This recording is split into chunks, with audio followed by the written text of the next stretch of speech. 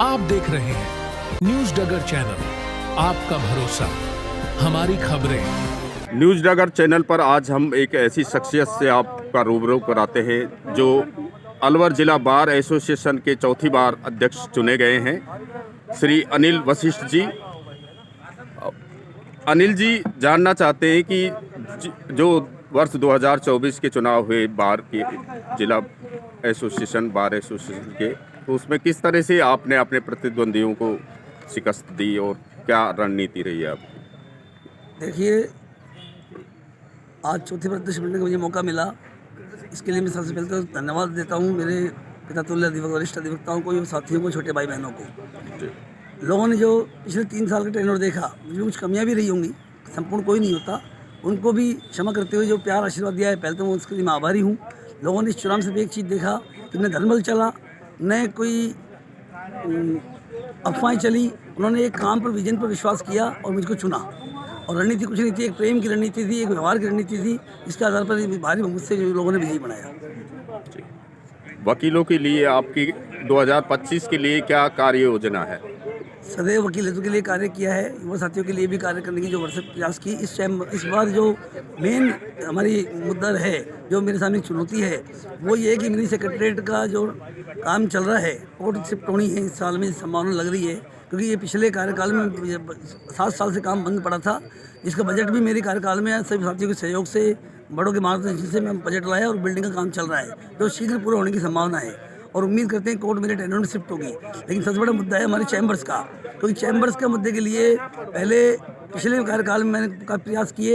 एक ज़मीन डेयरी की जो थी, उसकी एनओसी बनवाई, जो इसके लिए हमको आवश्यकता थी, उसके लिए वो राज्य सरकार में अटका हुआ है प्रपोजल, और कोई हाईकोर्ट में रिट पेंडिंग है, जैसे मेरी जानकारी में है। पिछले कार्यकाल में मेरे पूर्व साथियों ने प्रयास किए, परंतु प्रयास सफल नहीं हुए। अब मेरे साथ सबसे बड़ी चुनौती यही है कि उस चैम्बर निर्माण के लिए भूमि चिन्हित कराना। और मैं आज मीडिया के माध्यम से प्रशासन को भी आगाह करना चाहूँगा और कहना चाहूँगा कि जब तक चैम्बर निर्माण के लिए भूमि चिन्हित नहीं होगी, निर्माण कार्य शुरू नहीं होगा, इस कोर्ट को, सिविल कोर्ट को ऐसे ट्रांसफर नहीं होने दिया जाएगा। क्योंकि पिछले कार्यकाल में ये थी, जो बिल्डिंग काम शुरू हो, रेवेन्यू कोर्ट जा रहे थे, तो मेरी घोषणा बड़े मन से थी कि रेवेन्यू कोर्ट जब तक शिफ्ट नहीं होंगी तब तक सिविल कोर्ट नहीं जाएंगे। सारे ऑफिसर चले गए, इसका भी विरोध नहीं है, लेकिन आज हमारे प्रयास से रेवेन्यू कोर्ट ही काम कर रही है। अब मेरा कुल कहना ये है, चाहे रेवेन्यू कोर्ट हो या सिविल कोर्ट हो, जब तक चैम्बर निर्माण के लिए भूमि चिन्हित होकर निर्माण कार्य शुरू नहीं होगा, कोई कोर्ट ट्रांसफर नहीं होने दी जाएगी, चाहे उसके लिए मुझको प्रशासन का सहयोग लेना पड़े, सड़क से लेकर तक कोर्ट तक की लड़ाई लड़नी पड़े। अभी मिनी सचिवालय में कितने चैम्बर अभी हैं? अभी कोई चैम्बर नहीं है वहाँ, भूमि चिन्हित नहीं है वहाँ। जानकारी में आया पिछले कार्यकाल की भूमि चिन्हित बताइए, इसकी हम जानकारी करेंगे। अगर वो कम है तो उसके लिए और मांगेंगे, अगर नहीं है तो उसके लिए प्रयास करेंगे। मंगल मिष्ठान भंडार मेहताब सिंह का नौहरा वाले पेश करते हैं इनके शुद्ध एवं मशहूर गाजर पाक और गोंद के लड्डू। सन 1972 से लगातार शुद्ध केसर युक्त गाजर पाक बना रहे हैं। आइए जानते हैं शंकरलाल सैनी जी से। ये लगभग 100 साल पुरानी रेसिपी है, गाजर पाक और गोंद के लड्डू। ये दोनों चीज़ें सन 1972 से हमारी दुकान स्टेड है। 1972 में मेरे दादाजी मंगल राम जी ने दुकान स्थापित की।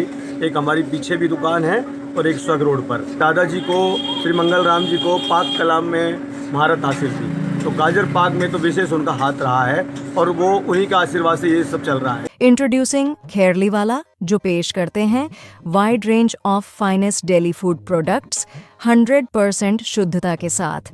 चाहे शुद्ध चना दाल बेसन हो, या हो मैदा या मल्टीग्रेन आटा, या फिर पक्की घानी सरसों तेल से लेकर कच्ची घानी सरसों तेल तक, सभी रिफाइंड ऑयल्स रेंज और सभी प्रकार के मसाले हैं उपलब्ध।